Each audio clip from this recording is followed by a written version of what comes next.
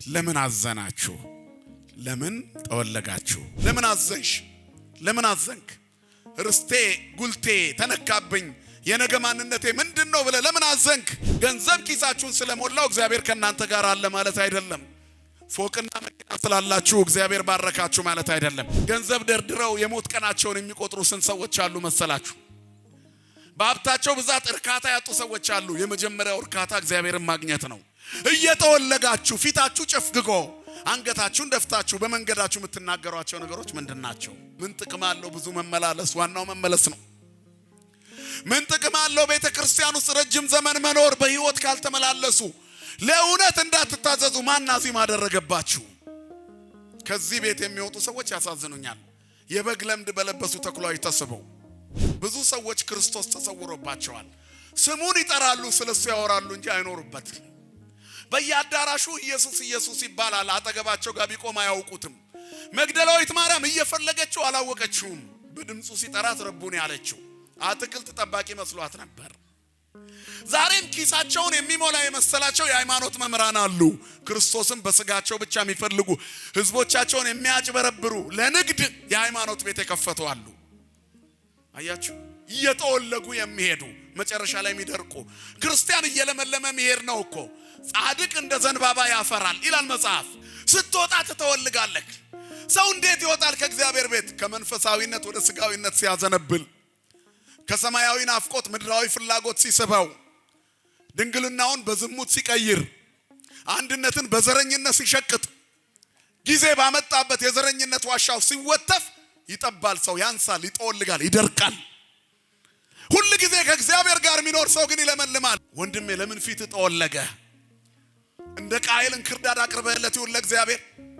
እድል ለምን ጠማማ ሆነ? በየቀኑ ለምን አዘንተኛ ሆንሽ? ለምንድን ነው የምትቀኙ? የአቤልን መስዋዕት እያየሽ አትቅኝ። አንቺም አቤልን ለመሆን ሞክሪ እንጂ እንክርዳድ አቅርበሽለት ለምን አልበላልኝም አትበይ። እግዚአብሔር የሚቀበለው መስዋዕት ንጹህ መስዋዕት ነው፣ የከበረ የተከበረ መስዋዕት ደግሞ የተሰበረ ልብ ነው አይደል የሚለው መጽሐፍ መዝሙር 50 ላይ ልበ ትሁተ ወየዋህ ኢይሜንን። እግዚአብሔር የተሰበረ ትሁት ልብና አይጥልም፣ አይንቅም። ስለ ፍቅሩ የተዋረዱትን እግዚአብሔር ይወዳል። ስለዚህ ለምን ታዝናላችሁ? መስዋዕታችሁ ልክ ላይሆን እኮ ይችላል።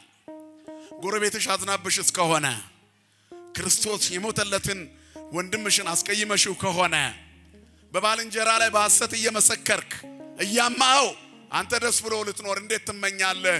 የእግዚአብሔርን ተክል እየነቀልክ አንተ እንዴት እንደተተከለ ትሆናለህ? ጠውልጋል፣ ወደ ዓለም እየሄድክ ነው። ሰው ኃጢአት መስራት ሲጀምር ወደ ዓለም እየሄደ ነው። ምንድነው የጎደለኝ? ለምንድነው ጸሎቴ የማይሰማ ኃይሌ ደካማ የሆነው? የእግዚአብሔር ፊት ለምን ጠፋብኝ? የሰማይ መንገድ ለምን ተሰናከለብኝ? ምን ነው ሰርቼ አላተርፍ፣ ደክሜ አልሞላልህ አልኩ። አመድ አፋሽ ለምን ሆንኩ? ምን ቢጎድልብኝ ነው? ምን ቢርቀኝ ነው እያለኝ እንደሌለኝ ሆንኩት? ሞልቼ ምጎድለው ብኩንም ሆነው ለምንድን ነው? እኛ ውስጥ ነው ያለው ችግሩ። እኛ ያላራገፍነው ነገር ከውስጣችን አለ።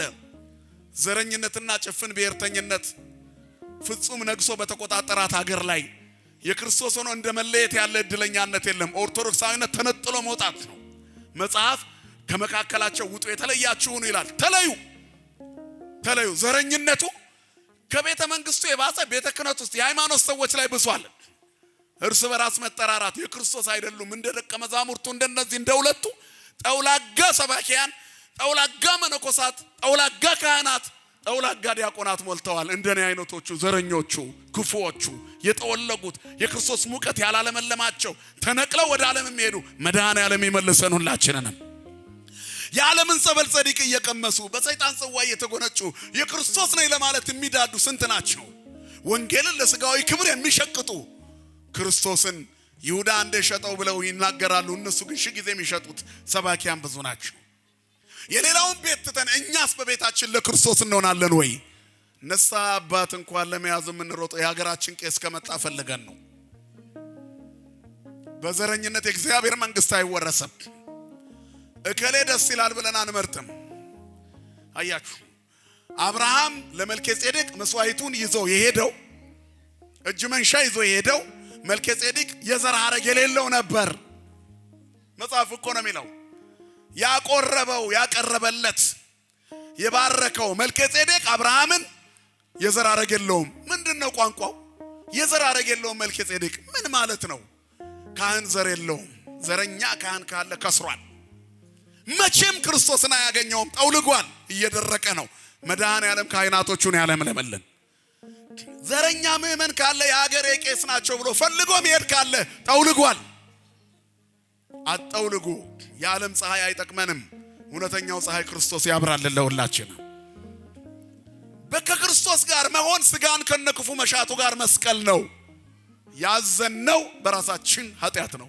እዚህ ምጠወልክ ከሆነ ሰማይ ላይ አትለመልምም። መልበስ ማጌጣችን የፊታችን መውዛት ትርፍ ነው። መጥገብ መብላት መጠጣት መርካታችን ትርፍ ነው። ዋናው እሱ የተሰጠን የሕይወት እንጀራነቱ ከሰማያት የወረደ ምግብነቱ እሱም መልበስ ነው ዋናው። የጨፈገገውን ፊት የሚያፈካ ሐዘን ትካዜን የሚያስወግድ የደከመ ጉልበትን በፍቅሩ የሚያድስ የክርስቶስ ሥጋና ደም ነው። እግዚአብሔርን መንገድህን ስጠው አደራ። እሱ ያደርግልሃል፣ ነገሮችን ያከናውንልሃል። ቸር አባት ነው። መንገድሽን ለእግዚአብሔር አደራ ስጪ። የልጅነት መንገድሽን፣ የወጣትነት መንገድሽን፣ የልጃገረድነት መንገድሽን ለእግዚአብሔር ስጪው። ሜዳ ላይ ራስሽን አትጣይ። የጎልማሳነት መንገድን ለእግዚአብሔር ስጠው። የወጣትነት መንገድን ለእግዚአብሔር ስጠው። በሸመገልክ ጊዜ ምራቅህ ይወፍራል። አየህ፣ ለሌሎች የሚተርፍ ይሆናል። እንትፍ ብለህ የምትመርቀው ፊቱ እንደ ፀሐይ የበራ ይሆናል። እደግ ያልከው ያድጋል። ተው ያልከው ይቆማል። ቃልህ ግዝት ይሆናል። እግዚአብሔር ቤት ቃል እግዚአብሔር እየተናገረ ያደገ አንደበቱ በቅድስና የተሞላ ነው።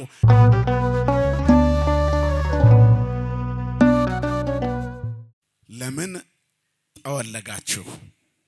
የሉቃስ ወንጌል ምዕራፍ 22 ቁጥር 19 ላይ የምናገኘው ኃይለ ቃል ነው።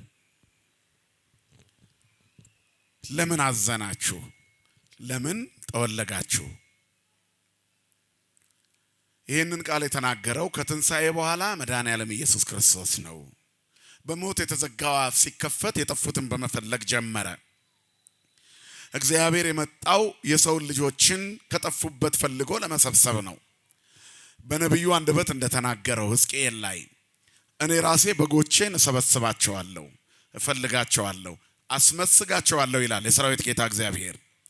እኔ የጠፋውን እፈልጋለሁ፣ የባዘነውን እመልሳለሁ፣ የተበተነውን እሰበስባለሁ ይላል። ጠፍተን ለነበርነው ለኛ መገኘት፣ ለወደቅነው መነሳት፣ ለሞትነው ሕይወት ማግኘት ክርስቶስ ሥጋ መልበስ ነበረበት። መንፈሳዊው መረዳት የሚጀምረው በተሰበረ ልብ ለእግዚአብሔር የተከፈተ ማንነት ሲኖር ነው እንጂ ምን ብንማር ልባችን ጤነኛ ካልሆነ ጥቅም የለውም። መጀመሪያ ጤነኛ አእምሮ ያስፈልጋል ማለት ነው፣ በወንጌል በደንብ ራስን ለማራስ።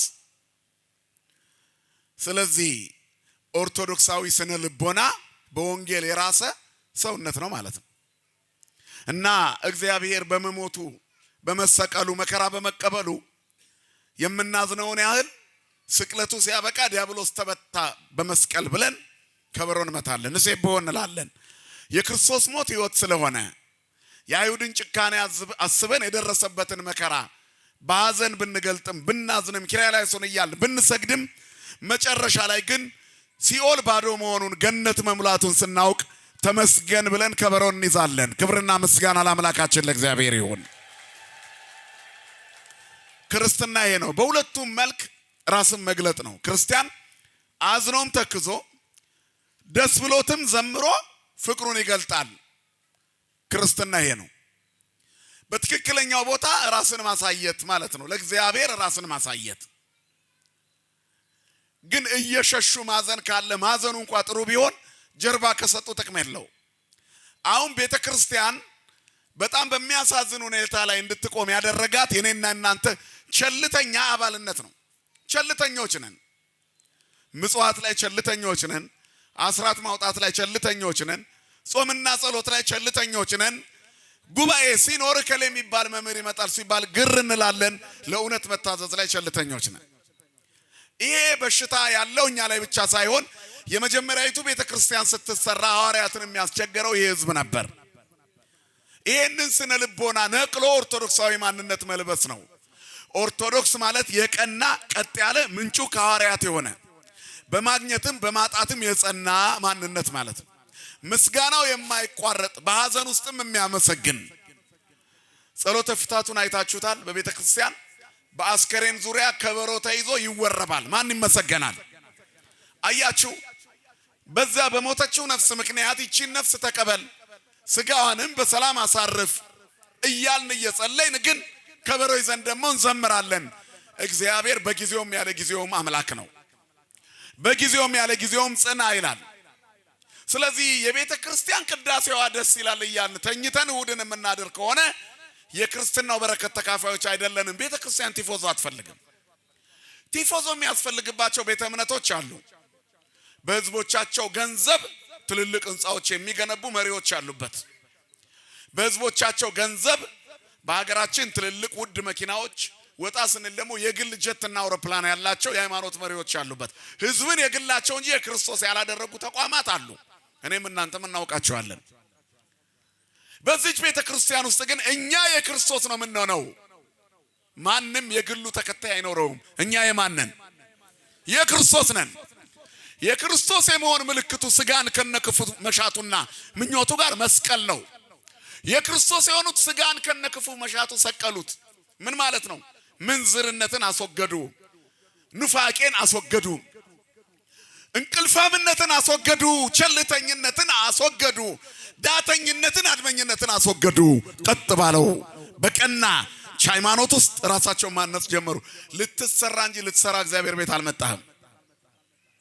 አንተ ልትሰራ አንቺ ልትሰሪ ነው ኦርቶዶክስ ተዋህዶ የተሰራችው። እግዚአብሔር በቀናችው ሃይማኖት ውስጥ ራሱን የገለጠው እኛ ቅኑዓን እንድንሆን ነው እንጂ እኛ ለቤተ ክርስቲያን የምንሰራላት ነገር የለም። እኛ ነን ዋናዎቹ መቅደሶች። መቅደሱ ለኛ ተሰራ፣ እኛ ለመቅደሱ አይደለም የተሰራንለት። እየሰማችሁ ነው አይደል? እኛ መቅደሶች ስለሆንን እንድንቀደስበት መቅደሱ ተሰራ። እኛ ስላለን፣ እኛ ከሌለ መቅደሱ አይሰራም። ክርስቶስም ለኛ ሲል መጣ፣ እኛን ቅዱሳን መቅደሶቹ ሊያደርገን ማለት ነው። በዚህ ምክንያት በሞቱ ሞታችንን ሻረልን፣ በትንሣኤው ተስፋ ሞላብን። አሁን እኛ ሞተን የምንቀር አይደለንም፣ ተሻግረን የምንኖር ነን። ክብርና ምስጋና ለአምላካችን ለእግዚአብሔር ይሁን። ተሻግሮ መኖር ነው ክርስትናና እዚህ እንዳትቆዝም። እዚህ ምትጠወልቅ ከሆነ ሰማይ ላይ አትለመልምም። ምክንያቱም የሐዘን ምክንያት ስጋዊ ከሆነ ነው። የተለያዩ ሐዘኖች አሉ። የሚገባ የማይገባ ሐዘን አለ። የብዙዎቻችን ሐዘን ከምን የመጣ ነው? ጌታ ለሁለቱ ደቀ መዛሙርት የተናገረው ቃል ነው። ሐዘን በመጽሐፍ ቅዱስ ብዙ ቦታ ላይ ተገልጿል። ከኦሪት አንድ ብናነሳ የመጀመሪያው ሐዘንተኛ ቃየል ነው። ለምን ትወድቀ ገጽከ ይለዋል እግዚአብሔር። ስለምን ፊትህ ጠቆረ? ስለምን ተከስክ? ስለምን አንገትህን ደፋ ይላል። ቃየልን አንገቱን ያስደፋው ያቀረበው መስዋዕቱ ነው። መስዋዕትህ ነው የሚያከብርህ። ያቀራረብ ሁኔታ ነው የሚያከብርህ፣ ከፍ የሚያደርግህ። ለእግዚአብሔር የተከፈተ ልብ ካለን ሐዘንና ትካዜ በእኛ ላይ አይሰለጥንብንም። ብናዝን እንኳን የሚገባ ሐዘን ነው። የፍቅሩ ጥልቀት ከኛ ስንፍና ጋር ተነጻጽሮ እናለቅስ ይሆናል። ለኔ የተደረገልኝ የክርስቶስ ፍቅሩ እኔን በትክክለኛ ቁመና ላይ ሊያቆመኝ አልቻለም። ምንኛ ጎስቋላ ነኝ ብሎ ያዝናል ሰው። ለሞት ከተሰጠ ከዚህ ከንቱ ሕይወት የሚገላግለኝ ማን ነው ብሎ እንደ ቅዱስ ጳውሎስ ያዝናል። በውስጥ ያለውን የሥጋ ሐሳብ ንቅዬ የማስወግደው መቼ ነው ብሎ ያዝናል። የገላትያ ክርስቲያኖችን ቅዱስ ጳውሎስ እንዲህ ብሏቸው ነበር። በዓይናችሁ ፊት ክርስቶስን ሳልኩላችሁ አላቸው። የተሰቀለውን ክርስቶስን አስቀመጥኩላችሁ። ፍቅሩን፣ ታድጎቱን፣ እኛን የጠበቀበትን፣ የታደገበትን፣ የተቤዠበትን የፍቅሩን አገላለጽ በተግባር አሳየዋችሁ። መስቀሉን ሳልኩላችሁ። ነገር ግን ለእውነት እንዳትታዘዙ ማን አዚም አደረገባችሁ? እስከ መቼ ክርስትናውን ድራማ አድርጋችሁ ትሰሩታላችሁ? አሁን በጾም ውስጥ የነበረው የቤተ መቅደሱ ሙላትና ጾሙ ከተፈታ በኋላ ያለው የቤተ መቅደሱ ጭርታን ታዘቡት። ወረተኝነት ከዚህ ይጀምራል። ሞቱን በሚመስል ሞት ከእርሱ ጋር ከተባበርን ትንሣኤውን በሚመስል ትንሣኤ ከእርሱ ጋር አንድ እንሆናለን የሚለው የወንጌል ቃል እኔና እናንተን ይፋረድብናል። ጾም ስለሆነ መሄጃ ስለሌለን ነው ወይ እግዚአብሔር ቤት ምን መጣው? ስጋ ቤቱ ጭር ስላለ ነው ወይ እግዚአብሔር ቤት ስንመጣ የነበረው? ሲከፈት ከመንፈሳዊነት ስጋዊነታችን በለጠ ማለት ነው። ስለዚህ ሰው ለስጋው ካዘነበለ ጥቅም የለውም። ልብስ መለወጥ ነው ሃይማኖት። የነፍስ ልብስ፣ የክብር ልብስ አይደል? እሱም ክርስቶስ እኮ ነው። ክርስቶስ ሰብ ይከብር በእንተ ልብሱ እስመ ልብስ ለስጋ ሞገስ። ሰው በልብሱ ይከብራል እኮ። በዓለም ላይ እንኳን ሰው በልብስ ነው የሚከብረው። ለዚህ እኮ ነው በጣም ሱፍ የለበሱ ሽክ ብሎ የለበሱ ሌቦች የበዙት። ዓለም በልብስ ሰውን ስለምትለይ ነው። መኪና ውስጥ፣ ባስ ውስጥ፣ ገበያ ቦታ ላይ ገንዘብ የጠፋበት ሰው ከጮኸ ቆይ ሌባውን ጠርጥራችሁ ለማግኘት ያደፈ ልብስ ነው የምትፈልጉት። ሙሉ ሱፍ ግጥም ያደረገማ አይሰርቅም፣ እሱ መርማሪ ነው።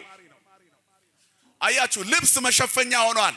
ይሄ በምድር ይሄንን ያህል አገልግሎት ከሰጠ ልብስ በሰማይ ደግሞ ምን ያህል ክብር እንዳለው፣ የእውነት ቦታ ላይ ክብር እንዳለው ታያላችሁ። ይሄ የውሸቱ ዓለም ነው። ሰርግ ቤት ተጠርታችሁ ብትሄዱ አለባበሳችሁ ያለ ካርድ እንድትገቡ ያደርጋችኋል። አንዳንድ ቦታ ላይ ካርድም ይዛችሁ አለባበሳችሁ ሊመልሳችሁ ይችላል።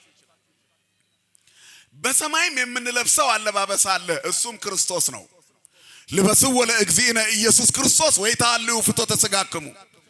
ጌታ ኢየሱስ ክርስቶስን ልበሱት እንጂ ምኞቱ እንዲፈጸም ለሥጋ አታድሉ። ክርስቶስ ልብስ ነው። አያችሁ፣ ልብስ በድንግል ማርያም ማህፀን ውስጥ ለተራቆተው ዓለም የተገለጠ ልብስ። ድንግል ማርያም የሰማያዊ ልብሳችን መልበሻ ክፍላችን ነች። ሰማያዊ ልብስ የምንለብስባት ክፍላችን ናት። ስሟ ለዘላለም የተመሰገነ ይሁን የአምላካችን እናት። ጌታ ክርስቶስን ልበሱት ስንባል ስጋው ደሙ ተቀበሉ ነው የምንቀበለው። ከእርሷ የነሳውን ስጋና ደም ነው። እግዚአብሔር አልታየም ለእግዚአብሔርሰ አልቦ ዘርእዮ ግሙራ ነው። እግዚአብሔር ማንም አላየውም። ነገር ግን በአባቱ እቅፍ ያለ አንዱ ልጁ እርሱ ተረከው። ልጁ በስጋ ተገለጠ። በስጋ ማርያም የፈጠረውን ስጋ ለብሶ ነው። ስለዚህ ድንግል ፈጣሪዋን ወለደችውና ዓለም እንዲያየው አደረገች። በቃና ዘገሊላ በሰርግ ቤት ውስጥ ወኩሎ ዘይቤለክሙ ግበሩ ብላ ሐዋርያትም እንዲያምኑበት ደቀ መዛሙርቱም ታምራቱንም እንዲጀምር እናቱ አዘዘችው። ካንቺ ጋር ምን አለኝ ያዘዝሽኝን ላልፈጽም አለ። የልጇ ቋንቋ የገባት ስድስቱን የድንጋይ ጋኖች ውሃ እንዲሞሉ እንዲያዛቸው የሚላችሁን አድርጉ አለች። አሁን ክርስቶስ የሚለንን ካደረግን ልብሳችን ይለወጣል። እሱም ወደ እኔ ኑ ነው። ንዑ ኀቤየ አንትሙ ክቡዳነ ጾር፣ እናንተ ሸክም የከበደባችሁ ወደ እኔ ኑ ወአነ አርፈክሙ፣ አሳርፋችኋለሁ። የሚያሳርፍ አባት መቀየሪያ ልብሳችን፣ የማያድፈው ልብሳችን፣ የሕይወት ልብሳችን፣ የቅድስና ልብሳችን፣ ሰማያዊ ጌጣችን፣ የልብስነቱ ከለር በደም ያጌጠ እሱን ስንለብሰው ሰማይ ነጩን ካባ ይደርብልናል። ክብርና ምስጋና ለስሙ ይሁን አባቶቻችን አምላክ። ራእይ 6:9 ላይ ስለ ስሙ የታረዱ በደም ያጌጠውን ልብስ የለበሱ እባክህን ጌታ ሆይ እስከመቼ አትፈርድም ይላሉ። በአጸደ ነፍስ ሆነው ይላል። ገና ጥቂት ጊዜ ሌሎችም ይታረዱ አሉ፣ ሰማዕታት ይበዛሉ ተብሎ ተነገራቸው። ግን ለእያንዳንዳቸው በሰማያት ነጭ ልብስ ተሰፋላቸው ይላል። ክብርና ምስጋና ለአምላካችን ይሁን። ተሻግረን የምንለብሰው ነጭ ልብስ አለን። ዛሬ በደም ያጌጠውን ልብስ ከለበስን በሰማይ ነጩ ይደረብልናል። ስለዚህ ክርስቶሳዊ ቁመና እግዚአብሔርን ለብሶ መኖር ነው። በድንግል ማርያም የተገለጠውን ክርስቶስ በሰማይ ያለ እናት ከአብ የተወለደው ለቀዳማዊነቱ ጥንት ለዳህራዊነቱ ፍጻሜ የሌለው አባት በመሆኑ እርሱን ያልቀደመው ልጅ በመሆኑ ያልተቀደመ ከባህሪ ሕይወቱ ከመንፈስ ቅዱስ ከባህሪ አባቱ ከአብ ጋር አንድ የሆነ ፀሐይ ስትወጣ ምኗ ነው ቀድሞ የሚወጣው? ፀሐይ ክበቧ አለች፣ ብርሃን አለ፣ ሙቀት አለ። የቱ ነው ቀድሞ የሚወጣው? ብርሃኑ ነው ሙቀቱ ነው ፀሐይዋ ናት? ንገሩኝ እስኪ። እንደምን አመሻችሁ። ቀድሞ የሚወጣ አለ ከሶስቱ? መቀዳደም አለ? ንገሩኝ እስኪ። የለም። ፀሐይዋ ብቅ ስትል ብርሃንና ሙቀቱም አብሮ ብቅ ይላል። ለብቻ ሙቀቱ መጣ ብትሉ ከየት? ፀሐይዋ ለብቻ ወጣች፣ መቻየናት። በብርሃኗ ነው የምናያት። ብርሃኑ ቤት በኩል መጣ ከክበቧ። ሙቀት ጨረሩስ ሙቀቱስ ከፀሐይዋ አይቀዳደም። መቀዳደም የለም። አያችሁ በልብ በቃልና በስትንፋስ መካከል እንዳለው ልዩነት እንዳለው አንድነት ይቅርታ ልባችን በአብ ቃላችን በወልድ እስትንፋሳችን በመንፈስ ቅዱስ ይመሰላል። የሰው ሶስትነት በዚህ ይታያል። ልብ ቃል እስትንፋስ ወይንም ስጋ ነፍስና ደመ ነፍስ። በስላሴ ትምህርት ላይ ግን የሰው ሶስትነት ላይ ልብ ቃል እስትንፋስ ነው። ከሶስቱ አንዱ ከሌለ ይቆማል። ልብ ቀጥ ሲል ሶስቱም ይቆማሉ። ልብ ሳይኖር ቃል ብቻውን አይኖርም።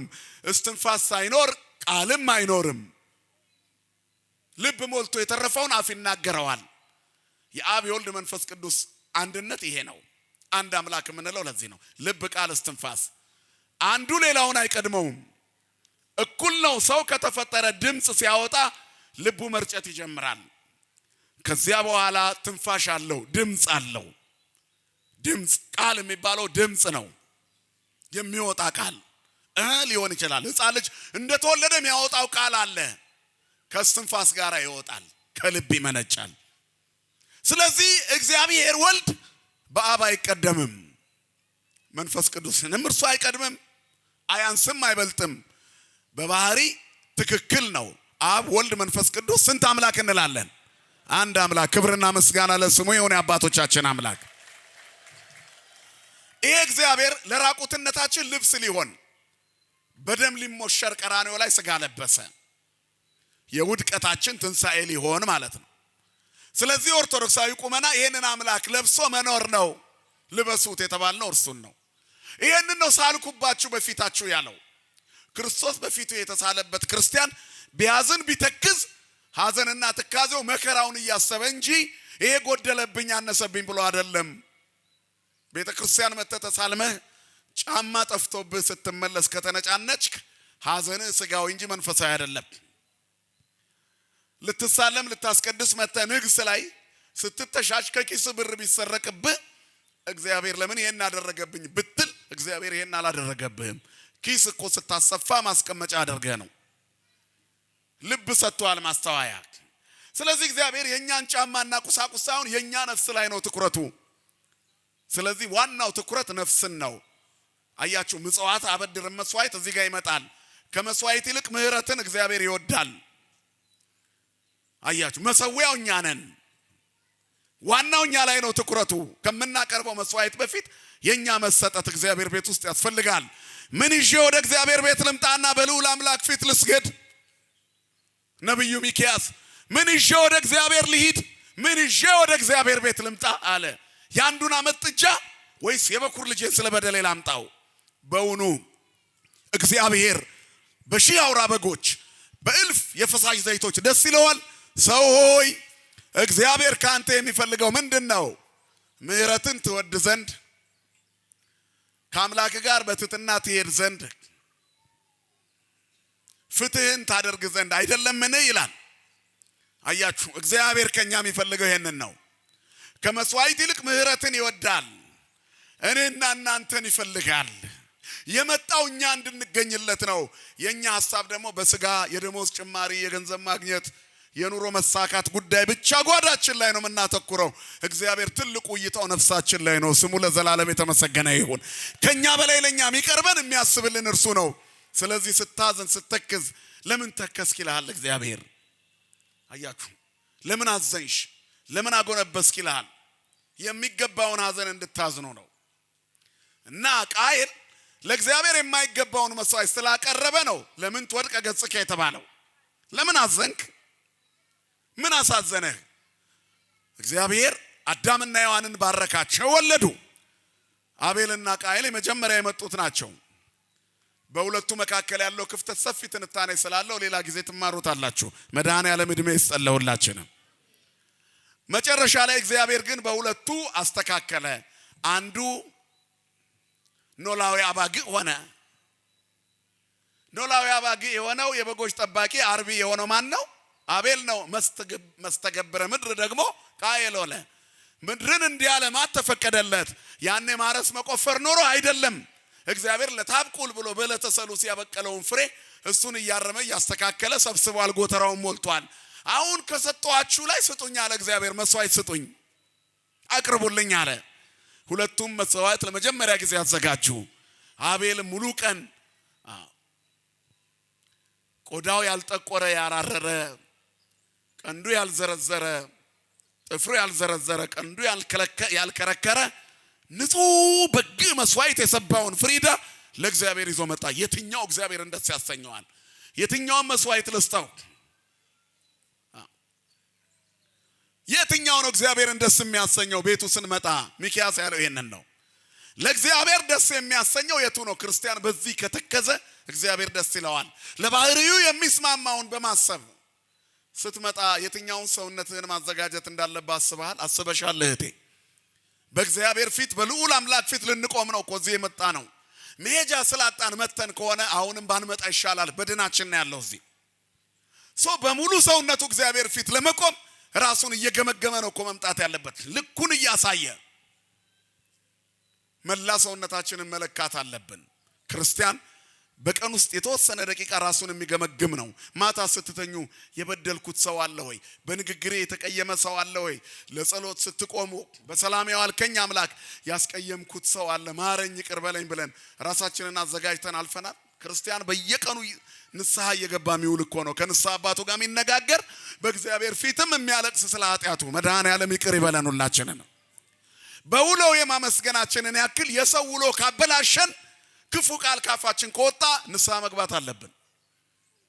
ብቻችንን ልንደሰት ወደዚህ ምድር አልመጣንም። ሌላው የሚርበው ከሆነ በእኛ መብላት ይቅርብን።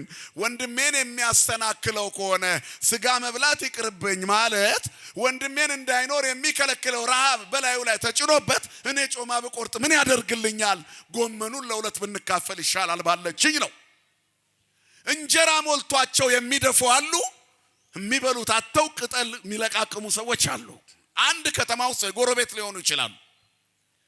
ለድሃ ከመስጠት ይልቅ አውጥተው የሚደፉ ስስታሞች አሉ።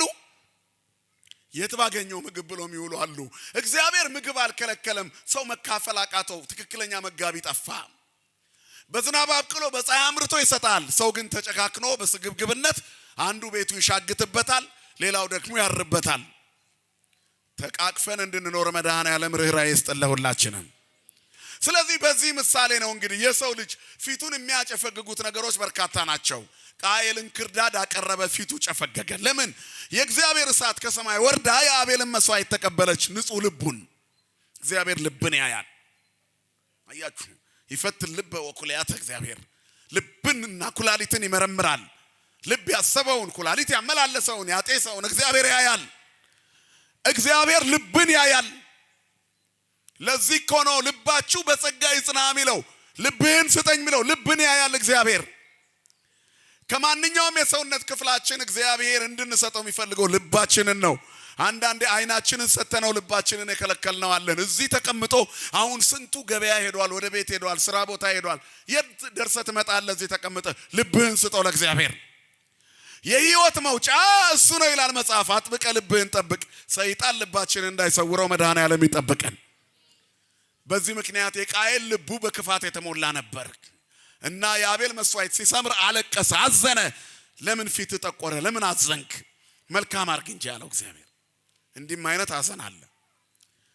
ሌላው ለምን ታለቅሻለሽ የሚል ቃል የምንሰማበት ቦታ አለ። የዮሐንስ ወንጌል ምዕራፍ 21 ቁጥር 15 ላይ የትንሣኤው ቀን ቅዱሳት አንስት ወደ መቃብሩ ስፍራ ሲሄዱ ሐሳባቸው ጭንቀታቸው አንድ ነገር ላይ ነበር። ድንጋዩን ማን ነው የሚያንከባልልልን ነው የሚሉት እነ መግደላዊት ማርያም። ለምን? እነሱ እዛ እንደደረሱ ለስጋው ሽቶ ሊቀቡ ነው። በእነሱ ሐሳብ ክርስቶስ መቃብር ውስጥ ገና አለ። እሱ ግን በእኩለ ሌሊት መግነዝ ፍቱልኝ፣ መቃብር ክፈቱልኝ ሳይል ሞትን ድል አድርጎ ተነስቷል። ክብርና ምስጋና ለአምላካችን ይሁን። እነ መግደላዊት ማርያም ይሄንን ገና አላወቁም። እነሱ ከትንሣኤው በኋላ ግን ትንሣኤው ዕለት ነው እየሄዱ ያሉት። ከነሱ ቀድመው እነ ጲላጦስ ሰምተዋል። የቤተ መንግስቱ ሰዎች ሰምተዋል። አይሁድ ሰምተዋል። እነ ሐናና ቀያፋ ሰምተዋል። ረበናት አይሁድ መምህራን ሰምተዋል። እስመ ስማ ጸር እሙኑቱ ይላሉ አባቶቻችን። የጠላት ምስክርነት የሰቀሉት መነሳቱን ሰምተዋል። መቼ ሰሙ? ወታደሮች በቦታው ላይ እንዲቆሙ ተደረገ። በታሪክ ውስጥ ለመጀመሪያ ጊዜ የሞተ ሰው እንዳይነሳ ትንሳኤን ለመከላከል ትንሳኤ ተፈርቶ ወታደር ቆመ። እነሱ ያንን ቀርነ ጽዋኤ ሳይሰሙ በግርማው ተደንቀው ወደቁ። ሰላም ለትንሳኤ ከእምድኅረ ዕለታት ክሌ አቀብተ መቃብር አይላፍ እንበለይ ስሙ ቀርነ ጽዋኤ ነው። ወበእንተዝ ይብሉ ከክርስቶስ በኩረ ትንሳኤ ክብርና ምስጋና ለስሙ ይሁን የአባቶቻችን አምላክ። አቀብተ መቃብራ የሮማ ወታደሮች ሆይ ሰይፎቻችሁ የታለ ነው ይሄ መልክም ይነግረን። አስፈሪው ጋሻና ጦራችሁ የታለ? ዘመናዊ መሳሪያችሁ የታለ? የክርስቶስን ትንሳኤ እንኳን ሊከለክል ቀርቶ የትንሳኤውን የሞገስ የጥሪ ድምጽ እንኳን መስማት አልቻለም። ቦታው በብርሃን ሲትለቀለቅ በግርማ መለኮት ከፍ ሲል ያንን የሚደነቅ ነገር አይተው ሁሉም ወደ ኋላቸው ወደቁ። የኛ ጌታ በክብር ተነሳ ከመቃብር ከ3 ቀን ከ3 ሌሊት በኋላ። ክብርና ምስጋና ለስሙ ይሁን። መቃብር ይዘው ዘንድ አልተቻለው። እኛንም መቃብር አይሸከመንም። የማንን? የክርስቶስ ነና። ስጋን ከነክፉ መሻቱ ጋር የሰቀል መንፈሳዊነትን የለበስን በልብሳችን እስመ ልብስ ለስጋ ክርስቶስን የለበስን ሞገሳችን ክርስቶስን የለበስ ነው። ለዓለም ጭንቀት የማናስብ ልበስዎ ለእግዚእነ ኢየሱስ ክርስቶስ ወይታልዩ ፍቶተ ስጋክሙ። ጌታ ኢየሱስ ክርስቶስን ልበሱት እንጂ ምኞቱ እንዲፈጸም ለስጋ አታር። ያ የስጋን ሐሳብ ተውት። ስጋ ለስጋ ነው ተውት። እናንተ በመንፈስ ሕግ ኑሩ። ልብሳችሁ ክርስቶስ ነው። ሞትን ድል ያደረገ የመቃብርን ኃይል የሻረ ሞት ሆይ መውጊያ የት አለ? ሲኦል ሆይ ድል መንሳት የት አለ? የምንልበትም ግርማ ያላበሰን አምላክ ነው ክርስቶስ። በዚህ ስም ነው የምንመላለሰው። ከስም ሁሉ በላይ በከበረው ስም የዓለምን ታሪክ የለወጠ ስም ውሃውን ወደ ወይን እንደለወጠ ሁሉ የኛ ህይወት ባዶ ህይወት እንዲለመልም በእናቱ አማላጅነት ሁልጊዜ የሚማለድ የሚለመን አባት፣ በቅዱሳን የሚለመን የሚማለድ አባት። እሱ ግን አማላጅ ያልሆነ ተማላጅ፣ ፍጡር ያልሆነ ፈጣሪ፣ ከሶስቱ አካል አንዱ አካል፣ ያልነበረበት ጊዜ የሌለ የማይኖርበት ጊዜ የማይኖር ለቀዳማዊነቱ ጥንት ለዳህራዊነቱ ፍጻሜ የሌለው ከዓለም አስቀድሞ የነበረ ክብርና ምስጋና ለስሙ ይሁን። እርሱ ክርስቶስ ያው እግዚአብሔር ነው። ክርስቶስ እግዚአብሔር ነው። ክርስቶስ ማን ነው ወገኖች? እግዚአብሔር ነው። ማብራሪያው ለመድኃኒታችን ለመድኃኒትነቱ ለፍቅሩ የሚገለጽ ነው እንጂ እሱ ከባህሪ አባቱ ከአብ ከባህሪ ሕይወቱ ከመንፈስ ቅዱስ ትክክል ነው። ስለ ክርስቶስ ምንም አይነት ድርድር የላትም ቤተ ክርስቲያን። ከሌሎች ጋርም ያለ ልዩነት ዋናው እኮ ክርስቶስ ነው። ምክንያቱም እሱ ዓለምን የተቤዠው ያዳነው በባህሪው ነው። ፍጹም በሆነ ፍቅሩ በማይለወጥ ማንነቱ ከዘመናት በፊት የነበረ እግዚአብሔር እሰ ንጉሥ ውእቱም ቅድመ ዓለም ከዓለም አስቀድሞ ንጉሥ የሆነ ወገብረ መድኃኒተ በማእከለ ምድር በምድር መካከል መድኃኒትን የሰራ እሱ ክርስቶስ ዋናው የቤተ ክርስቲያናችን ማዕከል፣ የስብከታችን የመቅደሳችን ኩልላት፣ የቤታችን ራስ ክብርና ምስጋና ለስሙ ይሁን። እሱ ነው መመኪያችን፣ ኃይላችን፣ ብርሃናችን ከጨለማ ወደሚደነቅ ብርሃን ያመጣን። በዚያ አንከራከርም። ስለዚህ በድል ተነስቷል። ወታደሮቹ ወደ ቤተ መንግስት ሮጡ። ምን አያችሁ አሏቸው። ያ ዓርብ ዕለት የገረፋችሁት ያንገላታችሁት 14 ጊዜ ሲወድቅ በቆሰለ ትከሻው መስቀል ተሸክሞ ትልቁን መስቀል እየጎተተ ሲወጣ ያያችሁት እንደዛ አይምሰላችሁ። ዛሬ ሌላ ነው ተቀይሯል አለ። ነገር ተለውጧል። ክርስቶስ ተነስቷል። የሕማሙ ምልክት የችንካሉ የፍቅር አርማ እንጂ የሕመም ምልክት የለበትም። በግርማ ሲነሳ አይተናል አሉ። እግዚአብሔር ይክበር ይመስገን አባቶቻችን አምላክ። ወዳጆች ያልጠበቁትን ትንሣኤ ጠላቶች ጠበቁ። እንደሚነሳ ግን የነገራቸው ለወዳጆቹ ለደቀ መዛሙርቱ ነበረ። ጆሮአቸውን አጮልቀው የሰሙ አይሁድ ናቸው። ያ አሳች አሉ እነ ሐናና ቀያፋ እነሳለሁ ብለዋል። በኋላ ደቀ መዛሙርቱ ሰርቀው ተነሳ እንዳይሉ አሉ። ደቀ መዛሙርቱ ለራሳቸው ፈርተው በራቸውን ቆልፈው ነው እኮ ገና በተዘጋ ቤት ገብቶ ነው አይዟችሁ የሚላቸው። ያኔ ነው ጽሆት መጻ ጊዜ ኢየሱስ ይላል። ዓለም የዘጋችብንን ደጅ እሱ ሳያንኳኳ ሳይከፍት ወደ ውስጥ ይገባል። እሱ ሁሉን ማድረግ የሚችል አባት ነው። ክብርና ምስጋና ለስሙ ይሁን። ስለዚህ መድኃኒት የሆነ ኃይል የሆነ ሕይወት የሆነ ጸጋ የሆነ ግርማ የሆነ ክርስቶስ ተነስቷል አሉ ወታደሮቹ። አረ እንደዛ ቀጥቅጠን ገርፈን የደም ጎርፍ ከሰውነቱ እንዲወጣ አድርገን አጥንቶቹ እስኪቆጠሩ የገረፍነው በምን አቅሙ ይነሳል? ተዋሏቸው። አረ አይምሰላችሁ፣ የዓርብ ዕለቱ ዝለት የለም። አሁን በግርማና በኃይል ነው ያለው። ደስ አይልም ክርስቲያኖች?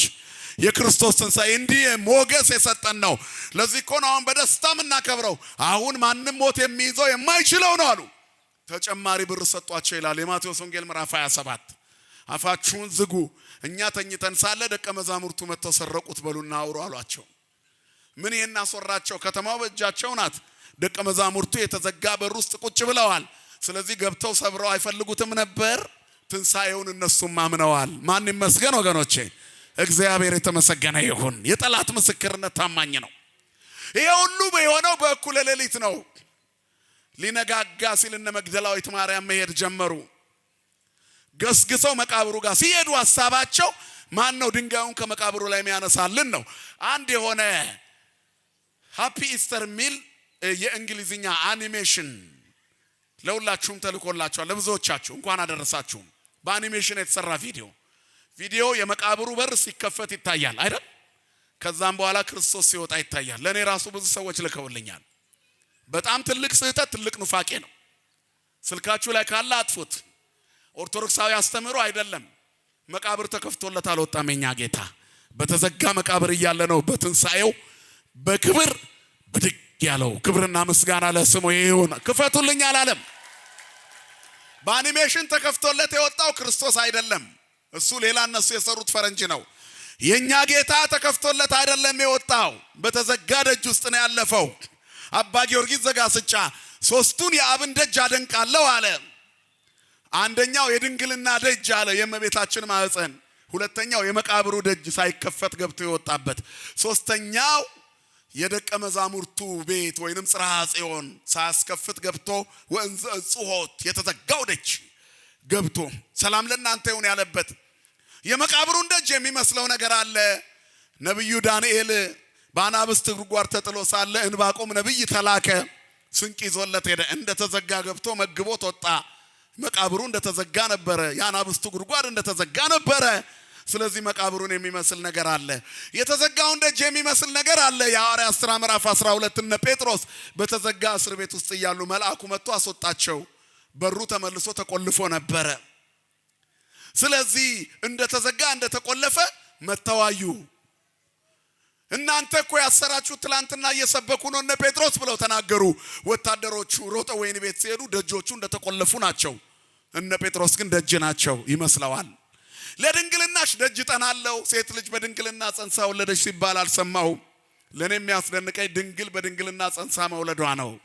የድንግል ማርያም ንጽህና የሚደንቅ ነው። ስሟ ለዘላለም የተመሰገነ ይሁን። በድንግልና እግዚአብሔርን ወለደችው። ሕዝቅኤል 44 ቁጥር 1 ላይ ወደ ምስራቅ ደጅ ወሰደኝ ይላል ነብዩ። የፀሐይ መውጫ አሳየኝ። የምስራቁን ሰማይ አየሁ። ተዘግቶ ነበረ፣ ተቆልፏል። ይሄ ደጅ አይከፈትም። እግዚአብሔር ግን ሳይከፈት ገብቶ ይወጣበታል። አልቦ ዘይበው ዘንበለ እግዚአብሔር እኮ ከእግዚአብሔር በስተቀር ገብቶ ማይወጣበት። ቅድመ ወሊድ፣ ጊዜ ወሊድ፣ ድህረ ወሊድ ድንግል ዘላለም ናት እመቤታችን። ስሟ ለዘላለም የተመሰገነ ይሁን። ስለዚህ የሚደነቅ ነው። እንመለስ ወደ ትምህርቱ። የመቃብሩ ደጅ እንደተዘጋ ነው ጌታ የተነሳው። ድንጋዩን ማን እንደሚያነሳላቸው ጨንቋቸዋል። ሲደርሱ ይላል መቃብሩ ክፍት ነበረ ይላል ዮሐንስ። ማርቆስ መልአኩ ድንጋዩን አንከባሎ ተቀመጠበት ይላል። ሁለቱም የተመቸ ነው። ባጭሩ ክርስቶስ ሲነሳ ግን መቃብሩ እንደተዘጋ ነው። ግቡና ሕያውን ከሙታን መካከል አትፈልጉት። እሱ በመቃብር ስፍራ የለም። አንዳንዴ በመቃብር ውስጥ ጌታን የሚፈልጉ ሰዎች አሉ። ከሌሎች ክርስቲያንን ከሚሉ የእምነት ተቋማት ጋር ትልቁ ጸባችን ይሄ ነው። ክርስቶስ የሞት መንደር ላይ የለም። እኛ ቤተክርስቲያን ውስጥ ክርስቶስ ያለው ቤተ መቅደስ ውስጥ ነው። መቃብር ስፍራ የለም። መቃብር የሞት አገልግሎት ነው። የሞት አገልግሎት ስጋዊ ዘመቻ ነው። አይሱዙ ነበረ ጌታ ባስ ይጨምርልሃል ማለት የሞት አገልግሎት ነው። እግዚአብሔር ለቁሳቁስ አልሞተም። እግዚአብሔር ለኛ ሕይወት ነው የሞተው። ክብርና ምስጋና ለስሙ ይሁን። ትልቁ ጉዳይ መንግስቱንና ጽድቁን ነው። እሱ መንግስቶ ወጽድቆ ወስሰ ኩሎ ይትፈሰክ ለክሙ ነው። አስቀድማችሁ መንግስቱንና ጽድቁን ፈልጉ፣ ሌላው ትርፍ ነው። በዝናብ አብቅሎ በፀሐይ አብስሎ የሚመግበን ትርፍ ነው። መልበስ ማጌጣችን፣ የፊታችን መውዛት ትርፍ ነው። መጥገብ፣ መብላት፣ መጠጣት፣ መርካታችን ትርፍ ነው። ዋናው እሱ የተሰጠን የህይወት እንጀራነቱ ከሰማያት የወረደ ምግብነቱ እሱም መልበስ ነው ዋናው። የጨፈገገውን ፊት የሚያፈካ ሐዘን ትካዜን የሚያስወግድ የደከመ ጉልበትን በፍቅሩ የሚያድስ የክርስቶስ ሥጋና ደም ነው። አነ ውእቱ ውስተ ሕይወት ዘወረደም ሰማያት ዘበላ ሥጋዬ ወሰትየ ደምየ በሕይወት ዘላለም ሥጋዬን የበላ ደሜን የጠጣ የዘላለም ሕይወት አለው፣ ከሞት ወደ ሕይወት ይሻገራል የተባለው የክርስቶስ ሥጋና ደም ትልቁ ሕይወታችን እርሱ ነው። የፊታችን የሚያፈካው ለምን አዘንሽ? ለምን አዘንክ? ርስቴ ጉልቴ ተነካብኝ፣ የነገ ማንነቴ ምንድነው ብለህ ለምን አዘንክ? ይሄ ትርፍ ነው። መጀመሪያ የደስታ ምንጭ ክርስቶስን ፈልገው።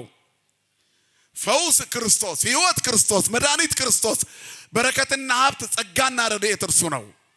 እሱን ስናገኘው የሰማይ ጸጋ ብቻ ሳይሆን የምድርን በረከት ይሰጠናል። እመሰ ፈቀድክሙ ወሰማይክሙኒ በረከተ ምድር ትበልዑ ነው። እሺ ብትሉኝ እኔም ብትሰሙኝ የምድርን በረከት ትበላላችሁ። የሰማይም ጸጋ የኛ ነው። መንግስቱና ጽድቁን ፈልጉ። ይሄ አሁን ከሙታን መካከል አትፈልጉት። ገንዘብ ኪሳችሁን ስለሞላው እግዚአብሔር ከናንተ ጋር አለ ማለት አይደለም። ፎቅና መኪና ስላላችሁ እግዚአብሔር ባረካችሁ ማለት አይደለም። ይሄንንማ አሕዛብም ከናንተ የተሻለ አላቸው። እግዚአብሔር ነፍስን የሚያረሰርስ ውስጥን የሚገነባ ህሊናን የሚማርክ አይምሮን በሚያልፍ ሰላም ቤታችንን የሚሞላ አምላክ ነው። ክብርና ምስጋና ለስሙ ይሁን። መጀመሪያ እሱ ነው ለኛ ትልቁ ደስታ። ገንዘብ ደርድረው የሞት ቀናቸውን የሚቆጥሩ ስንት ሰዎች አሉ መሰላችሁ? በሀብታቸው ብዛት እርካታ ያጡ ሰዎች አሉ። የመጀመሪያው እርካታ እግዚአብሔርን ማግኘት ነው። ሙታን መካከል የለም፣ ክርስቶስ ተነስቷል ሂዱ አሏቸው። ጠላት ቀድሞ ሰምቶ ነበር። እየሮጡ ሄዱ። መላእክትን አገኘናቸው፣ እሱ በዚህ የለም ተነስቷል አሉን አሉ። ይሄንን ተናግረው ቅዱሳት አንስቱ ጴጥሮስና ዮሐንስ ወደ መቃብሩ ስፍራ እየገሰገሱ መጡ። ሁለቱ ሲገሰግሱ ሉቃስና ቀለዮጳ ደግሞ እነዚህ ሰዎች የሚያወሩት ነገር ምን እንዴ?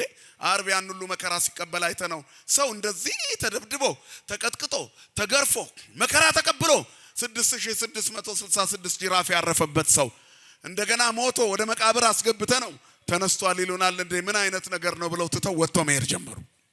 አላመኑ። 3 ዓመት ከ3 ወር የዋለበት የዋሉ ያደረበት ያደሩ የ4 ቀን ሬሳ አልዓዛርን ተነስ ሲሉ ቆመው የሰሙ መቃብር ከፍቶ መግነዝ ሲፈታ ባይናቸው ያዩ በናይን ከተማ ቃሬዛውን ነክቶ ያችን ብላቴና ልጇን አንድ ልጇን ብላቴናዋን ለዛች ሴት ይፈውስላት ባይናቸው ያዩ ወለተ ኢያኢሮስ ገብቶ ቤት ገብቶ አስከሬኗ ታጥቦ በክር ታስራ ወደ ሳጥን ልትገባ ያለች ብላቴና ተነሽ ብሎ ለእናት ለአባት ሲሰጥ ባይናቸው ያዩ የባህሩ ገመገም ላይ አረፋውን እየረገጠ የሞቱን ወጀብ እየሰነጠቀ ሲመጣ ባይናቸው ያዩት ባለ ግርማው መድኃኒት ዓርብ ስለቆሰለ ብቻ በዛው ሞቶ ይቀራል ብለው ተጠራጠሩ። በዚህ ሁሉ ታምራት ውስጥ እምነታቸውን ከፍ የሚያደርግ ነገር ጠፋ። ምን ጥቅም አለው ብዙ መመላለስ? ዋናው መመለስ ነው። ምን ጥቅም አለው ቤተክርስቲያን ውስጥ ረጅም ዘመን መኖር በህይወት ካልተመላለሱ? ለእውነት እንዳትታዘዙ ማን አዚም አደረገባችሁ? ከዚህ ቤት የሚወጡ ሰዎች ያሳዝኑኛል። የበግ ለምድ በለበሱ ተኩላዎች ተስበው ትክክለኛዋን ርትዕት የተዋህዶ ስብከት ሳይሰሙ የቀሩ። ይሄ ቤት የሚወጣበት ሰው የሚገባበት ቤት ነው። ከገቡ የማይወጡበት፣ ከጸደቁ የማይኮነኑበት፣ በርካታና በሰላም የሚኖሩበት፣ ሐዘንም ቢሆን ደስታ በልክ የሆነበት የሰማይ ናፍቆት ያለበት ቤት ነው ተዋህዶ። ክብርና ምስጋና ለአምላካችን ለእግዚአብሔር ይሁን። ተዋህዶ እንደዚህ ነው። ክርስቶስን በመስበክም ቢሆን እንደኛ እንዲህ የሚሰብክ የለም። እስኪ እዚሁ ከተማችሁ ውስጥ ስሙ። እንዲህ በቀጥታ ወንጌሉን ተራ በተራ እየተብራራ ይሰበካል ሌላ ቦታ የለም። በየመሃሉ ዘራፍ ነው። የትኛው አንቀጽ ተነቦ ያውቃል? ክርስቶስ በትክክል ከልደቱ እስከ እርገቱ ብስራቱን፣ ልደቱን፣ ጥምቀቱን፣ ተአምራቱን፣ ስቅለቱን፣ መከራውን፣ ሞቱን፣ መቃብሩን፣ ትንሣኤውን የምትሰብክ በተግባር ቤተክርስቲያን ናት። ማን ይመስገን? ክብርና ምስጋና ለአምላካችን ይሁን። እንዲህ ነን እኛ። ገና እርገቱን እናያለን። ቢታንያ ተራራ ላይ ቆመን ተዋህዶ ናት። ተዋህዶ የበጎች በረት ነች። ጌታ የሚወለድባት ግርግም ይገርማል። የከብቶች በረት ናት ተዋህዶ። እዚህ ውስጥ ነው ክርስቶስን ሕፃኑን ተኝቶ የምናገኘው። ተዋህዶ ጽርሐ ጽዮን ናት። ሰላም ለእናንተ ይሁን የሚለውን የምስራች ድምጽ የምንሰማባት ሐዋርያት ያሉባት አጥር ቅጥሯ ዙሪያው መላእክት ያሉባት ተዋህዶ እዚህ ነች። ተዋህዶ የመቃብር ስፍራ አይደለችም። ጽርሐ ጽዮን ነች ተዋህዶ። ተዋህዶ የቢታንያ ተራራ ነች። ጌታ ሲያርቅ ቆማ ታያለች። የተቸነከረው የችንካሩን ምልክት ታያለች፣ ታሳያለች። ክብርና ምስጋና ለአምላካችን ለእግዚአብሔር ይሁን። ስለዚህ ዓለም ያጠወለገቻቸው ሰዎች ትኩረታቸው ክርስቶስ ይሁን። ይፈካል፣ እሱ የጨፈገገውን ፊት ያፈካል። በመጨረሻ እነዛ ሁለቱ መንገዳቸውን ጀመሩ። ዮሐንስና ጴጥሮስ ሄደው የሆነውን ነገር አይተው አደነቁ። የተልባ እግር ፈትል የሆነውን ጨርቅ አነሱ። ጴጥሮስ ቀድሞ ገባ። ዮሐንስ መቃብሩ ጋር ቀድሞ ቢደርስም ለታላቁ በር ቆሞ ጠበቀው። ከዚያ በኋላ ሁለቱም አይተው ተደንቀው እነሳለሁ እንዳለ ትዝ ብሏቸው ተመለሱ። ቅዱሳት አንስቱም እዛ ናቸው። ማርያም ግን አልሄደችም። በመቃብሩ ስፍራ እንደገና መዞር ጀመረች። ዞር ብላ ስትመለከት ነጫጭ የለበሱ መላእክት ለምን ታለቅሻለሽ አሏት።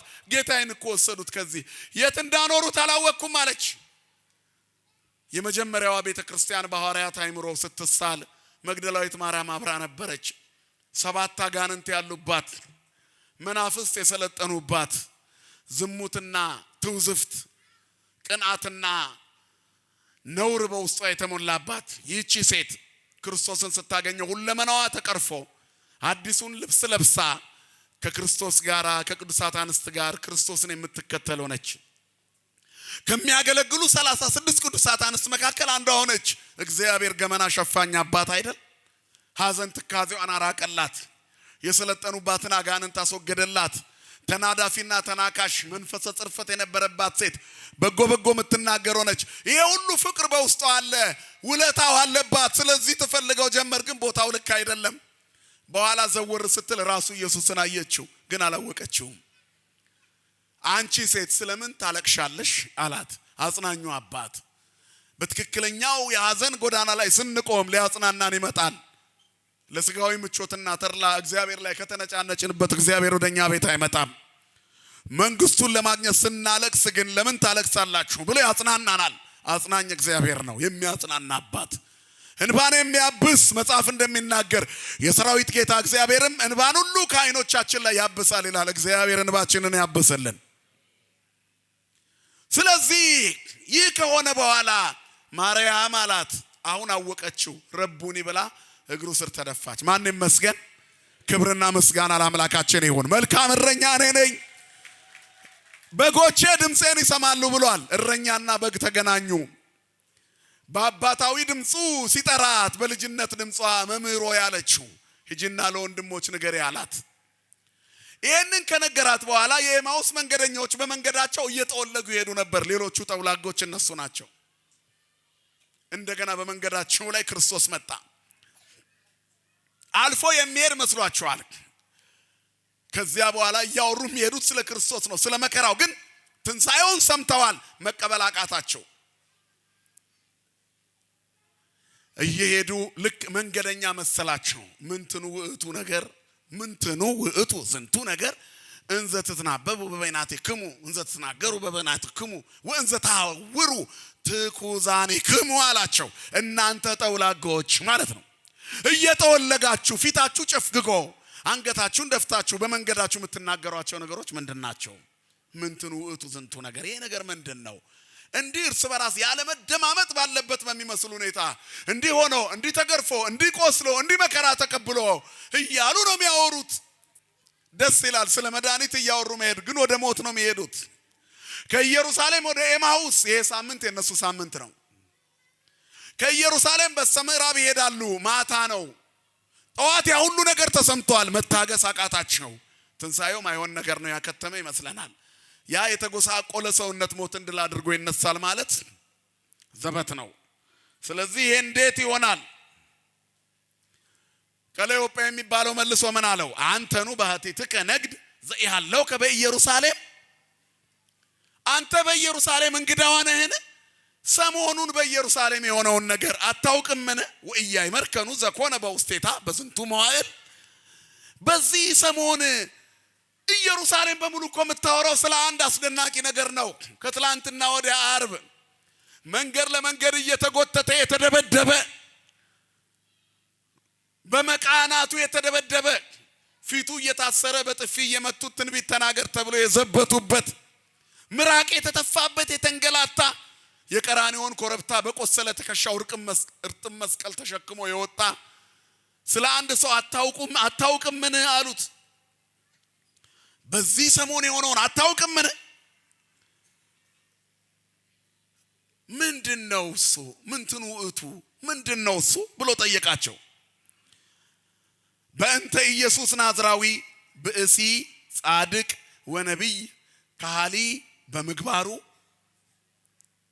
በቃሉ ወበምግባሩ በቅድመ እግዚአብሔር ወበቅድመ ኩሉ ሰብ በሰው ሁሉ ፊት በእግዚአብሔር ፊት ጻድቅ በቃሉ ሁሉን ቻይ እውር የሚያበራ ለምጻም የሚያነጻ በተግባሩ ፈዋሽ የተራበ የሚያበላ 5 እንጀራና 2 ዓሣ ለ5,000 ሰው የመገባ 12 ያስተረፈ ከ5 ዓሣ 12 ያስተረፈ ተአምራዊ ካህሊ በቃሉ ወበምግባሩ በቃሉም የሚችል በስራውም የሚችል በንግግሩ የሚደመጥ በተግባሩ የሚፈቀር በመግቦቱ የሚወደድ ዓለምን ሁሉ ያስከተለ እስራኤልን ይቤዣል ብለን አስበን ነበር።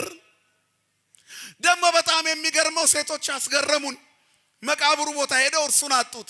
ነጫጭ የለበሱ መላእክት ተነስቷል አሉን ነው የሚሉት። ግን መናፍስትን ያዩ ይመስለናል። ስለዚህ አላመንም ነው። ይሄ ነው ያጠወለጋቸው። የክርስቶስ መከራው መስቀሉን እያሰቡ ማዘናቸው ደስ የሚል ቢሆንም ሁለተኛው የመጠወለጋቸው አሉታዊው ጎን ደግሞ የምዕራቡ ፀሐይ አይናቸው ላይ ሲያበራ የምስራቁን ፀሐይ ክርስቶስን ማየት አቃታቸው። እንዳያውቁት አይናቸው ተሰውሮ ነበር ይላል። ብዙ ሰዎች ክርስቶስ ተሰውሮባቸዋል። ስሙን ይጠራሉ፣ ስለሱ ያወራሉ እንጂ አይኖሩበት። በየአዳራሹ ኢየሱስ ኢየሱስ ይባላል። አጠገባቸው ጋር ቢቆም አያውቁትም። መግደላዊት ማርያም እየፈለገችው አላወቀችውም። በድምጹ ሲጠራት ረቡን ያለችው አትክልት ጠባቂ መስሏት ነበር። ዛሬም ኪሳቸውን የሚሞላ የመሰላቸው የሃይማኖት መምህራን አሉ። ክርስቶስን በስጋቸው ብቻ የሚፈልጉ ህዝቦቻቸውን የሚያጭበረብሩ ለንግድ የሃይማኖት ቤት የከፈቱ አሉ። አያችሁ፣ እየተወለጉ የሚሄዱ መጨረሻ ላይ የሚደርቁ። ክርስቲያን እየለመለመ የሚሄድ ነው እኮ። ጻድቅ እንደ ዘንባባ ያፈራል ይላል መጽሐፍ። ጻድቅ እሰ ከመበቀልት ይፈሪ ወይ በዝ ከመዘግባዘ ሊባኖስ ትኩላንም ሙንቱ ውስተ ቤተ እግዚአብሔር። ጻድቅ እንደ ዘንባባ ያፈራል፣ እንደ ሊባኖስ እንደ ዝግባ ከፍ ከፍ ይላል። ለምን? በእግዚአብሔር ቤት ተተክሏል። ከተነቀለ ይጠወልጋል። ሉቃስና ቀለዮጳ ስለተነቀሉ ጠወለጉ። ከዚህ ቤት አትውጡ። መድኃኔዓለም በቤቱ ያጽናኑላችንንም። ስትወጣ ትተወልጋለህ። ሰው እንዴት ይወጣል ከእግዚአብሔር ቤት? ከመንፈሳዊነት ወደ ስጋዊነት ሲያዘነብል፣ ከሰማያዊ ናፍቆት ምድራዊ ፍላጎት ሲስበው፣ ድንግልናውን በዝሙት ሲቀይር፣ አንድነትን በዘረኝነት ሲሸቅጥ፣ ጊዜ ባመጣበት የዘረኝነት ዋሻው ሲወተፍ ይጠባል። ሰው ያንሳል፣ ይጠወልጋል፣ ይደርቃል። ሁሉ ጊዜ ከእግዚአብሔር ጋር የሚኖር ሰው ግን ይለመልማል። ወዘእጎ ያነብብ መዓልተ ወሌሊተ ወይከውን ከመ ዕፅ እንተ ትክልት ሀበ መዋዕዘ ማይ ነው። በየቀኑ ሕጉን ያነባልና በውሃ ፈሳሽ ዳርቻ እንደተተከለች ተክል ይሆናል። እንተ ትሁብ ፍሬሃ በበጊዜሃ ወቁጽላን ይትነገፍ ነው። ቅጠሎቿ የማይረግፉ ይሆናል፣ ባለ ፍሬ ይሆናል። ክርስቲያን ፍሬ የሚያፈራ ተክል ነው፣ መነቀል የለበትም። ወንድሜ ለምን ፊት ጠወለገ? እንደ ቃየል እንክርዳድ አቅርበህለት ይሁን ለእግዚአብሔር። እድል ለምን ጠማማ ሆነ? በየቀኑ ለምን አዘንተኛ ሆንሽ? ለምንድን ነው የምትቀኙ?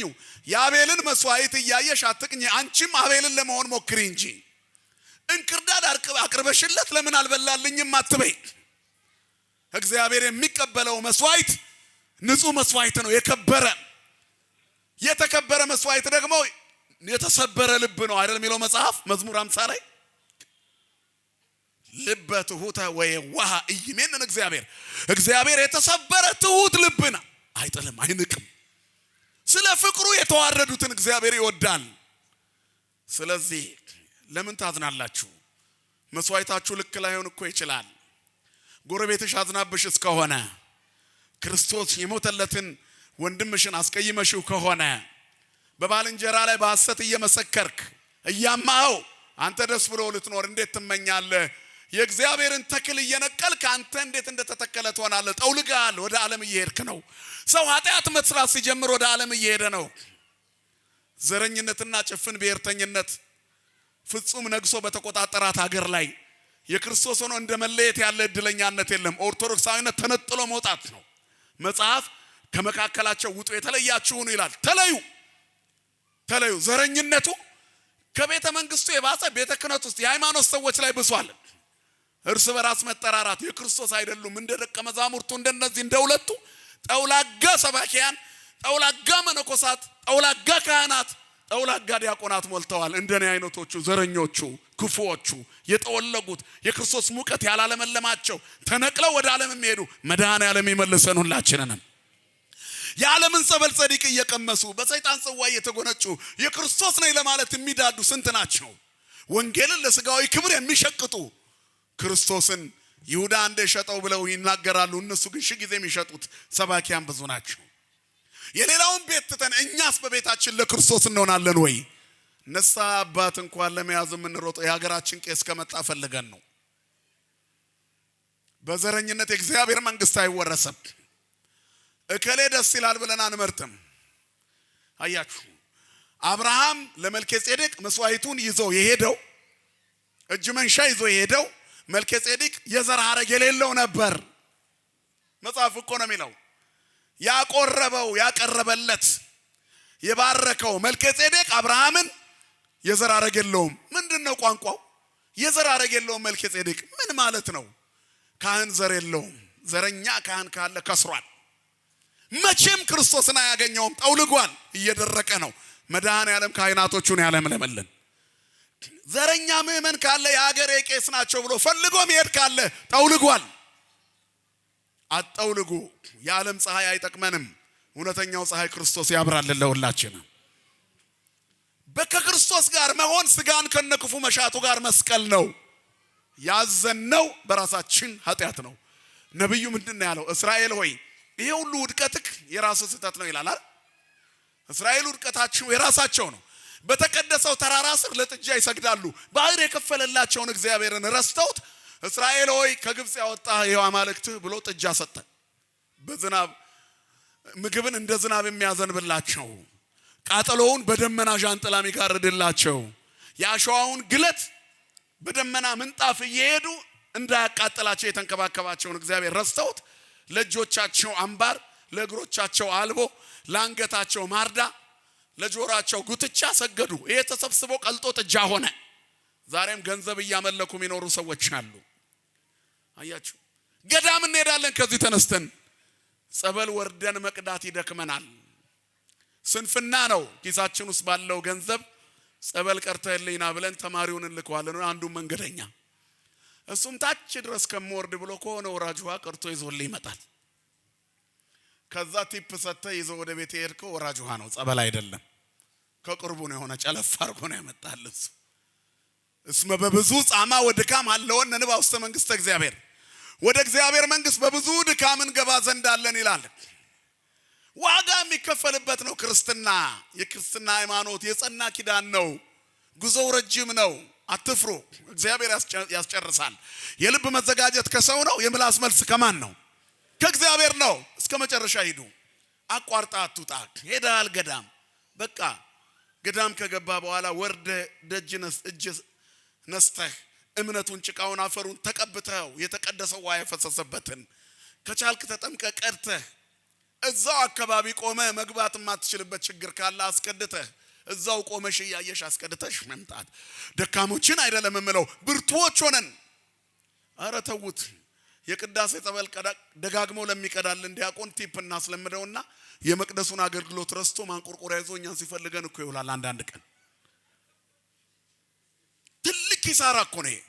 ከስረን እኛም የምናከስር ተላላፊ በሽታ መሆን ማለት ይሄ ነው። እሱን ቀምሷል፣ ተልኮውን ይረሳል። ቲፕ የሰጡኝ አባቴ ታሉ ብሎ የማንቆርቆሪያው ጸበል ውሃ ይሆናል ያኔ። ምክንያቱም መድኃኒት የሚሆነው በእምነታችን ጥራት ነው። እየጎሰቆልን በሄድን ቁጥር እየላላ ይሄዳል። ጸበል ስር ተቀምጠው 5 ዓመት 7 ዓመት ቆየው የሚሉ በርካታ ሰዎች አሉ። እንደ መጻጉዕ ያሉ ተፈውሰው እንደገና የሚታመሙ እግዚአብሔር ጎብኝቷቸው ለምስጋና የማይቆሙ። እግዚአብሔር የጠወለገ ተክል ከመሆን ይሰውረን ሁላችንንም። ስለዚህ እግዚአብሔር በመንገዳችን ይመጣል። ክስት ለእግዚአብሔር ፍኖተከ ወውቱ ይገብር ለከ። እግዚአብሔርን መንገድህን ስጠው አደራ። እሱ ያደርግልሃል፣ ነገሮችን ያከናውንልሃል። ቸር አባት ነው። መንገድሽን ለእግዚአብሔር አደራ ስጪ። የልጅነት መንገድሽን፣ የወጣትነት መንገድሽን፣ የልጃገረድነት መንገድሽን ለእግዚአብሔር ስጪው። ሜዳ ላይ ራስሽን አትጣይ። የጎልማሳነት መንገድን ለእግዚአብሔር ስጠው። የወጣትነት መንገድን ለእግዚአብሔር ስጠው። በሸመገልክ ጊዜ ምራቅህ ይወፍራል። አየህ፣ ለሌሎች የሚተርፍ ይሆናል። እንትፍ ብለህ የምትመርቀው ፊቱ እንደ ፀሐይ የበራ ይሆናል። እደግ ያልከው ያድጋል። ተው ያልከው ይቆማል። ቃልህ ግዝት ይሆናል። እግዚአብሔር ቤት ቃል እግዚአብሔር እየተናገረ ያደገ አንደበቱ በቅድስና የተሞላ ነው። ክብርና ምስጋና ለአምላካችን ይሁን። ከቤቱ አይለየን መድኃኔዓለም። ስለዚህ ብዙ ጥያቄዎች አሉ። አሁን ፊታችን ጨፍግጓል። የጨፈገገው በእኛ ምክንያት ነው። ነጽሩ ነፍሰክሙ ወአንጽሑ ነፍሰተክሙ። ነፍሳችሁን ተመልከቱና ሰውነታችሁን አንጹ። ምንድነው የጎደለኝ? ለምንድነው ጸሎቴ የማይሰማ ኃይሌ ደካማ የሆነው? የእግዚአብሔር ፊት ለምን ጠፋብኝ? የሰማይ መንገድ ለምን ተሰናከለብኝ? ምን ነው ሰርቼ አላተርፍ፣ ደክሜ አልሞላልህ አልኩ። አመድ አፋሽ ለምን ሆንኩ? ምን ቢጎድልብኝ ነው? ምን ቢርቀኝ ነው እያለኝ እንደሌለኝ ሆንኩት? ሞልቼ የምጎድለው ብኩንም ሆነው ለምንድን ነው? እኛ ውስጥ ነው ያለው ችግሩ። እኛ ያላራገፍነው ነገር ከውስጣችን አለ። ሰውየው ትልቅ ድግስ ቤት ተጠርቷል። ድግስ ቤቱ በጣም ያምራል። ሁሉም የክት ልብሳቸውን አሳምረው ለብሰዋል። እሱም እንዳቅሙ ያለውን ግጥም አድርጎ ለብሷል። ነገር ግን በለበሰው ልብስ ውስጥ ረጅም ዘመን ከእግሩ አልወጣ ያለችዋን ካልሲ አዲስ ጫማ በላዩ ላይ አድርጓል። ካልሲ ሳይቀይር እና ከእግሩ ተለይታው ማታውቀው ካልሲ እግሩን ባነሳ ቁጥር የሚወጣው ትንፋሽ አካባቢውን ይረብሽ ጀመር እና አጠገባቸው ጋር ሄዶ የሚቆማቸው ሰዎች እያሉ ይሸሹታል። አንድ ወዳጅ ጠጋ ብሎ ምን ነው ሰው አፍንጫውን እየያዘ ይሸሸኛል? እንደነሱ ሽክ ብዬ ለብሻለሁ፣ ሽቶ ተቀብቻለሁ። አይደለም የሆነ ነገር አለ። ተመልከት እስቲ ጫማ አረን በጭራሽ ይሄው ተመልከት ጫማውን። አዲስ ጫማ እኮ ነው የገዛሁት። ይሄው ካላመንክ ካልሲውማ የድሮው ነው አለ። ታዲያ እሱ እኮ ነው አካባቢውን በሙሉ የበከለው። ውጣና ሌላ አዲስ ገዝታ አድርገና አሉት። ሄዶ አድርጎ መጣ። አዲስ ካልሲ፣ ነጭ ካልሲ እንዲታይ አድርጎ ደስ አላቸውና ሲቀርቡት አሁንም ሽታው አለቀው ብሏል ሰውየው። አንተ ሰውዬ ያለው ጓደኛው ጠርቶት፣ ሰው ሚልን አሰማም ወይ? ካልሲ ቀይራ? ይሄው ቀይራለሁ እኮ ተመልከት፣ ነጭ እንዴ። ታዲያ እዛኛው ላይ ደርበህበት? ኧረ አልደረብኩበትም። ካላመንክ ይሄው ኪሴ ውስጥ ይዤዋለሁ ብሎ አውጥቶ አሳይ።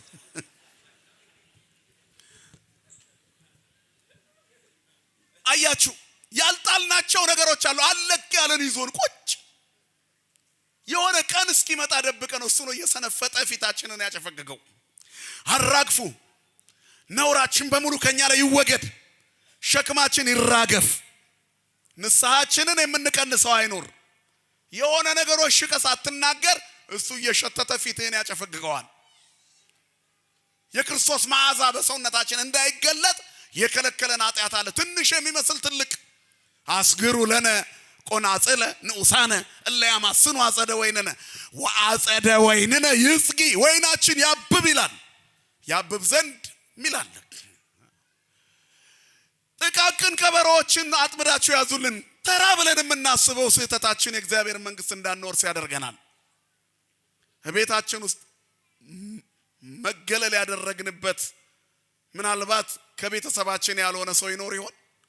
በፍርፋሪ የወረወርንለት ንቀን የምናስቀምጠው ሰው፣ ከልጆቻችን በመለየታችን ምክንያት ልጆቻችን ጤና እያጡብን ከሆነስ፣ ቤታችን ሰላም እየደፈረሰ ከሆነ አስባችሁታል?